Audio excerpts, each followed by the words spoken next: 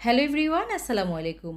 পটলের এই আইটেমটা এত বেশি মজার হয় যে যেদিন এটা তৈরি করা হয় মাছ মাংস আর কিছুই খেতে ইচ্ছে করে না। 4-5টার মতো পটল নিয়ে প্রথমে এর খোসাটাকে ছাড়িয়ে নিতে হবে। একটা পিলার দিয়ে এর খোসাগুলোকে আমি ছাড়িয়ে নিচ্ছি। কাটা হয়ে গেছে, এরপর পানি দিয়ে খুব ভালোভাবে এটাকে ধুয়ে নিয়েছি। এবার একটা গ্রেটার দিয়ে এগুলোকে আমি গ্রেট করে নিব। চাইলে ছুরি অথবা বটি দিয়েও চিকন চিকন করে এটাকে কেটে নিতে পারেন।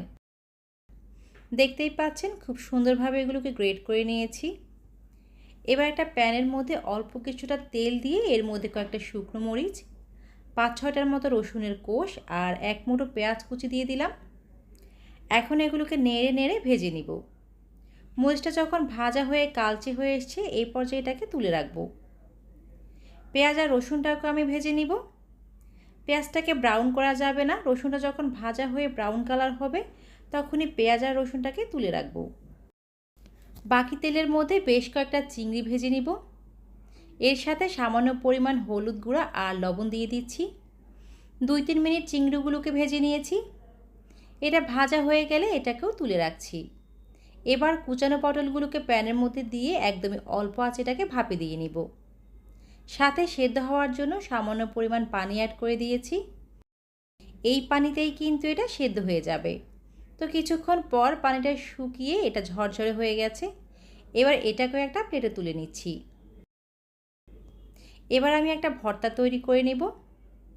মরিচের সাথে সামান্য পরিমাণ লবণ দিয়ে মরিচটাকে প্রথমে গুঁড়ো করে নিতে হবে।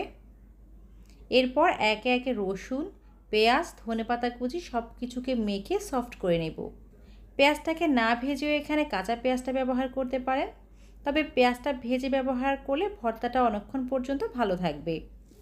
চিংড়িগুলোকেও হাত দিয়ে ভেঙে নিব যতটুকু সম্ভব হয়। পাটায় অথবা ব্লেন্ডারে ঝামেলা ছাড়াই হাতে মেখে খুব সহজেই ভর্তাটা তৈরি করা যায়। এই সবজিটা যাদের একদমই অপছন্দের তারা এইভাবে খেয়ে দেখতে পারেন, অনেক ভালো লাগবে। সব কিছু মাখিয়ে নেওয়ার পর সামান্য লবণ আর সরিষার তেলের মধ্যে অ্যাড করে দিয়েছি। এই ভর্তাটা এত বেশি মজার হয় যে আপনি একাই অনেকটা খেয়ে ফেলতে পারবেন, তাই বানানোর সময় একটু বেশি করেই বানাবেন। আর কে কোথা থেকে আমার এই ভিডিওটি দেখছেন কমেন্টস করে জানাবেন।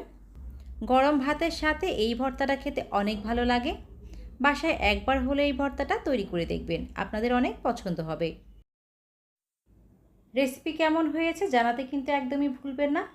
আজকে তাহলে পর্যন্তই, পরবর্তী রেসিপি দেখার আমন্ত্রণ জানিয়ে আজকের মতো এখানে বিদায় নিচ্ছি।